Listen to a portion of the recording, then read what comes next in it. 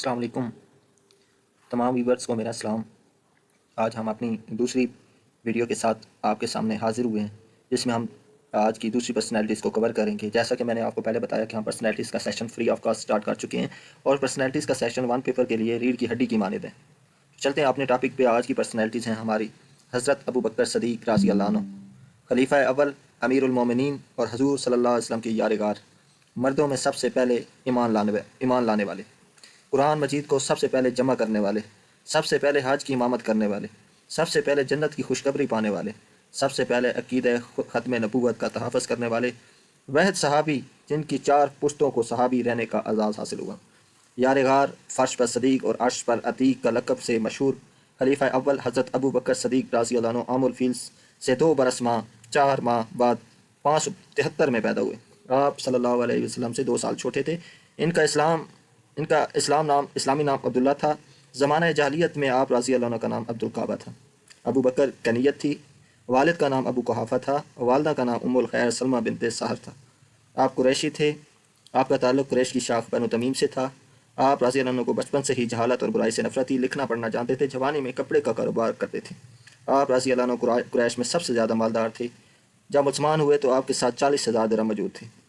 آپ رضی اللہ عنہ عقل و فہم اور اصابت رائے میں مشہور تھے، علم و نصاب، علم و تاریخ کے ماہر تھے۔ حضرت صلی اللہ علیہ وسلم پر پہلی وحی نازل ہوئی تو آپ رضی اللہ عنہ یمن میں تھے۔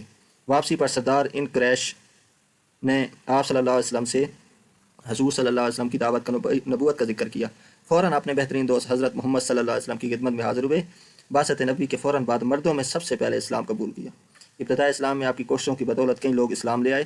ایک دفعہ حضور نبی کریم صلی اللہ علیہ وسلم دامن تھامنے کے بعد کبھی بھی دامن دوبارہ نہ چھوڑا، تو وہ بلند مقام اصل کیا جو کوئی اور صحابی حاصل نہ کر سکے۔ حضور صلی اللہ علیہ وسلم کی حیات طیبہ میں پہلے غزوہ بدر سے لے کر آخری غزوہ تک، غزوہ تبوک 9 ہجری میں، تمام غزوات میں آپ رضی اللہ عنہ حضور صلی اللہ علیہ وسلم کے ہم رکاب رہے۔ یہ غزوہ تبوک وہی غزوہ ہے جس میں آپ نے اپنا گھر کا سارا سامان وقف کر دیا تھا۔ ہجرت مدینہ کے وقت حضرت ابو بکر صدیق رضی اللہ عنہ کی زندگی کا سب سے اہم ترین اور یادگار واقعہ پیش آیا جب آپ رضی اللہ عنہ نے 3 دن 3 راتیں اللہ تعالیٰ کے محبوب ترین بندے اور نبی حضرت محمد صلی اللہ علیہ وسلم کے ساتھ گزارے۔ اس واقعے میں آپ کا ذکر قرآن پاک کی سورہ نمبر توبہ آیہ نمبر 40 میں یوں بیان کیا گیا، جبکہ 2 آدمیوں میں سے ایک آپ صلی اللہ علیہ وسلم تھے جس وقت دونوں غار میں تھے، جب آپ صلی اللہ علیہ وسلم اپنے ہمراہی سے فرما رہے تھے کہ غم نہ کرو، اللہ ہمارے ساتھ ہے۔ اسی واقعے کے متعلق خلیفہ دوم حضرت عمر فاروق رضی اللہ عنہ نے حضرت ابو بکر رضی اللہ عنہ سے فرمایا کہ اگر مجھے نبی کریم صلی اللہ علیہ وسلم کے ساتھ غار ثور میں گزاری گئی 3 راتیں 3 دن دے دیں تو میں اپنی زندگی کے تمام اموال آپ کو دینے کو تیار ہوں۔ مدینہ تشریف آوری کے بعد آپ رضی اللہ عنہ کی حضور صلی اللہ علیہ وسلم سے دوستی اس وقت رشتہ داری میں بدل گئی جب آپ رضی اللہ عنہ کی بیٹی حضرت عائشہ رضی اللہ عنہ شادی حضور سے ہوئی۔ آپ رضی اللہ عنہ کا اپنے قائد حضرت محمد صلی اللہ علیہ وسلم کے ساتھ اتنا مضبوط اتفاق ہم آہنگی تھی کہ اس کا اندازہ واقعہ معراج کی تصدیق کرنے والے سب سے پہلے تصدیق آپ نے کی تھی۔ طائف کا معاہدہ ترک کرنے، صلح حدیبیہ میں صلح نامے پر سب سے پہلے حضرت صلی اللہ علیہ وسلم کے نام کے بعد آپ رضی اللہ عنہ کا نام سے لگایا جا سکتا ہے۔ 8 ہجری 629 میں فتح مکہ کے موقع پر جب حضور صلی اللہ علیہ وسلم مکہ میں داخل ہوئے تو قصوہ نامی اونٹنی پر آپ کے عزیز ترین دوست حضرت ابو بکر رضی اللہ عنہ بھی سوار تھے۔ 9 ہجری میں آپ کو حضور پاک صلی اللہ علیہ وسلم نے آپ کو امیر حج مقرر کیا۔ حضور صلی اللہ علیہ وسلم نے وصال سے قبل آپ رضی اللہ عنہ کو اپنی بیماری کے باعث مسجد نبی کا بھی امام مقرر کیا، جہاں آپ نے 17 نمازوں کی امامت کی۔ حضرت صلی اللہ علیہ وسلم کی وصال کے بعد آپ رضی اللہ عنہ کو مسلمانوں کا خلیفہ اول بھی منتخب کیا گیا۔ رسول اللہ صلی اللہ علیہ وسلم کی وصال کے بعد انصار ایک مقام ثقیفہ بن سعدہ میں جمع ہو گئے۔ امیر الاسلام کا انتخاب کرنے کے باعث تکرار کرنے لگے۔ انصار سعد بن عبادہ کو امیر بنانے چاہتے تھے جو انصاری تھے۔ اتنے میں حضرت ابو بکر صدیق رضی اللہ عنہ، حضرت عمر فاروق رضی اللہ عنہ اور حضرت ابو عبیدہ وہاں پہنچ گئے۔ حضرت عمر فاروق رضی اللہ عنہ نے حضرت ابو بکر کا ہاتھ پکڑ کے کہا، آپ ہم سب سے بزرگ اور برتر اور مقرب رسول ہیں، اس لیے ہم آپ کے دست حق پر بیعت کرتے ہیں۔ چنانچہ دوسرے صحابہ نے بھی اس امر کی تصدیق کی۔ آپ خلیفہ چن لیے گئے۔ اس موقع پر تاریخی خطبہ ارشاد فرمایا کہ میں تمہارا حاکم بن گیا ہوں لیکن تم سے بہتر نہیں ہوں۔ اگر میں نیک کام کروں تو میری مدد کرو، اگر میں برا کام کروں تو مجھے ٹوکو، صدق امانت اور کذب خیانت ہے۔ حضرت ابو بکر صدیق رضی اللہ عنہ نہایت شریف النفس، اخلاق حسنہ، اوصاف حمیدہ کے مالک تھے۔ آپ کی طبیعت پر ہر لمحہ خوف خدا طاری رہتا، زندگی کے ہر میدان میں قرآن و سنت کو محلوظ خاطر رکھتے تھے۔ آپ رضی اللہ عنہ سادہ اور فقیرانہ زندگی بسر کرتے تھے، کپڑوں میں اکثر پیمند لگے ہوتے تھے، قومی فلاح و بہبود کو ذاتی مفاد سے مقدم رکھتے تھے۔ غزوہ تبوک کے موقع پر سامان جنگ وغیرہ خریدنے کے لیے رقم کی ضرورت لاحق ہوئی تو حضرت ابو بکر رضی اللہ عنہ نے سارا ساسا رسول صلی اللہ علیہ وسلم کی خدمت میں پیش کر دیا۔ انہوں نے رسول اللہ صلی اللہ علیہ وسلم کے بعد خطبہ دے کر مسلمانوں کو تفرقہ سے بچا لیا۔ اپنے خلافت کے دوران اسلام کی شاندار خدمت انجام دی۔ خلافت کے ابتدائی دنوں میں اپنے ہاتھوں سے رزق کماتے رہے۔ صرف 2 برس 3 ماہ 11 دنوں پر محیط آپ رضی اللہ عنہ دور خلافت میں جھوٹے مدعیان، نبوت کی سرکشی، عقیدہ ختم نبوت، زکوٰۃ نہ ادا کرنے والوں کے خلاف جہاد، قرآن مجید کو یکجا کیا، خاص طور پر قابل ذکر ہے۔ آپ رضی اللہ عنہ کی دور حکومت میں اسلامی سلطنت میں شامل ہونے والے علاقوں کی مجموعی رقبہ 75,840 مربع میل تھا۔ 22 جمادی الثانی 13 ہجری 23 اگست 634 بروز منگل کی رات آپ رضی اللہ عنہ کا وصال ہوا۔ حضرت عمر فاروق رضی اللہ عنہ نے آپ کا نماز جنازہ پڑھایا۔ آپ رضی اللہ عنہ کی لات مبارک رسول اکرم صلی اللہ علیہ وسلم کی بائیں جانب اس طرح بنائی گئی کہ آپ کا سر مبارک حضور صلی اللہ علیہ وسلم کی شان مبارک تک آتا ہے۔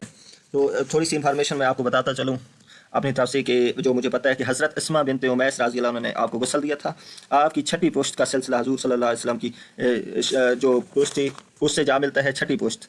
اور سب سے پہلے آپ نے زکوٰۃ کے انکار کرنے والوں کے خلاف جہاد کیا، پھر جھوٹے نبیوں کی، پھر شام کی مخدوش حالت کی طرف آپ نے غور کیا، جیسے اسامہ کی ادائیگی کی تھی۔ جیسے اسامہ یہ تھا کہ حضور پاک صلی اللہ علیہ وسلم نے اپنے ہی زندگی میں ایک لشکر حضرت اسامہ بن زید کی قیادت میں اس شام کی طرف بھیجا، لیکن بیماری کی وجہ سے یہ مقصد پورا نہ ہو سکا، تو آپ نے سب سے پہلے جیسے اسامہ بن زید کی قیادت میں شام کی طرف سے وہ لشکر روانہ کیا، جو 40 دن کی مہم کے بعد فتح حاصل ہوئی۔ اور یہ اسامہ بن زید وہ ہیں جو زید بن حارث کے بیٹے تھے، غزوہ موطا میں جن کی شہادت ہوئی تھی۔ تو سب سے پہلے نبوت کی تلی دعوے داروں کی سرکوبی کی تو حضرت ابو بکر صدیق رضی اللہ عنہ کے دور میں جس نے سب سے پہلے جھوٹی نبوت کا جو دعویٰ کیا تھا وہ اسود انسی کہتے ہیں اسے۔ بعض کتب میں آتا ہے کہ طلحہ بن خالد، لیکن اسود انسی اس کا کریکٹ آنسر ہے۔ طلحہ بن خبیلت کی سرکوبی کے لیے حضرت خالد بن ولید نے کو بھیجا اور اس کو قتل کیا۔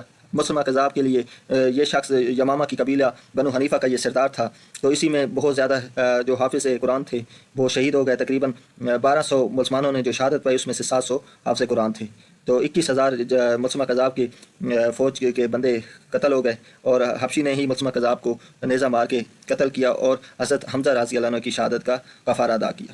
تو یہ بھی مسلمہ کذاب کی بیخ کرنے کے لیے حضرت شرجیل رضی اللہ عنہ کو روانہ کیا، تو اس کے بعد حضرت خالد بن ولید رضی اللہ عنہ کو ان کی اعانت کے لیے روانہ کیا۔ اسود انسی جو اسود کا مطلب ہوتا ہے کالا، یہ کالا سیاہ تھا، اور انسی تھا یہ یمن قبیلے انس سے تعلق رکھتا تھا۔ تو یہ وہ بندہ تھا جس نے رسول اللہ صلی اللہ علیہ وسلم کی زندگی میں ہی نبوت کا دعویٰ کر دیا تھا۔ تو اس کی بھی 4 ماہ حکومت بھی رہی، تو اس کو نشے کی حالت میں قیس بن مکشو اور فیروز دلمی نے نشے کی حالت میں ذبح کر دیا تھا۔ سجا بنت حارث یہ ایک عورت تھی، تو اس نے سردار مالک بن عویرہ جو تھا حضرت صلی اللہ علیہ وسلم کی وفات کے بعد مرتد ہو کر سجا کی مریدی اختیار کر لی اس نے، تو یہ بھی بھاگ گئی بصرہ کی طرف، تو کچھ دنوں بعد غائب بھی ہو گئی، تو ہتھیار ڈال دی اور اسلام قبول کر لیا۔ تو یہ منکرین نے زکوٰۃ کی گوش شمالی بھی آپ رضی اللہ عنہ نے کی۔ کافی آپ کے دور میں جنگیں بھی ہوئیں، جس میں جنگ اجنادین رومیوں کے خلاف ہوئی، جنگ ذات سلاس، جنگ مزار، جنگ دلجہ، جیرا کی جنگ، فتح انبار، فتح عین التمر، جنگ فراز۔ اچھا، جمع و ترتیب و قرآن اور اس کا پس منظر کی بات کریں تو حضرت عمر فاروق رضی اللہ عنہ آپ کے پاس حاضر ہوئے، عرض کیا یمامہ کی جنگ میں بہت سے حفاظ قرآن شہید ہوئے ہیں، اس لیے اگر آپ نے جمع قرآن پاک کی طرف توجہ نہ کی تو اندیشہ ہے کہ قرآن مجید کا بہت سا حصہ ضائع ہو جائے گا۔ حضرت ابو بکر صدیق رضی اللہ عنہ نے فرمایا جو کرم رسول اللہ صلی اللہ علیہ وسلم نے نہیں کیا وہ میں کیسے انجام دوں؟ تو حضرت عمر رضی اللہ عنہ نے اصرار کیا یہ کار خیر ہے، آپ کی طرف توجہ دینی چاہیے۔ بالآخر ابو بکر رضی اللہ عنہ کی ذہن میں یہ بات آ گئی، چنانچہ انہوں نے کاتب وحی حضرت زید بن ثابت کو یہ خدمت تفسیر کی۔ اس کے لیے 4 صحابہ کی ایک کمیٹی بنائی گئی، جس میں حضرت ابی بن کعب تھا رضی اللہ عنہ، حضرت ابو زید رضی اللہ عنہ، حضرت معاذ بن جبل رضی اللہ عنہ اور حضرت زید بن ثابت رضی اللہ عنہ۔ آخر یہ کام تکمیل کو پہنچا 11 ہجری کو۔ تو جو ایک اپنی زندگی میں جو وہ نسخہ جو تیار کیا گیا وہ پھر حضرت عمر کے پاس محفوظ رہا، پھر حضرت عمر کے بعد حضرت حفصہ رضی اللہ عنہ، ام حفصہ رضی اللہ عنہ کے تحویل میں رہا۔ تو یہ میں نے آپ کو ڈیٹیل بتائی ہے۔ آپ رضی اللہ عنہ نے 4 شادیاں کی تھیں، تو آپ کی وفات جیسے پہلے بتا چکا ہوں کہ 13 ہجری جمادی اول میں منگل کی رات کو ہوئی۔ اللہ نے نبی کریم صلی اللہ علیہ وسلم نے فرمایا اگر میں کسی شخص کو اپنا خلیل بناتا تو ابو بکر کو بناتا۔ پھر ایک جگہ فرمایا اے ابو بکر تم میرے یارغار اور حوض کوثر پر میرے ساتھی ہو۔ اللہ نے جو کچھ میرے سینے میں ڈالا تھا وہ میں نے ابو بکر کے سینے میں ڈال دیا۔ جزاک اللہ۔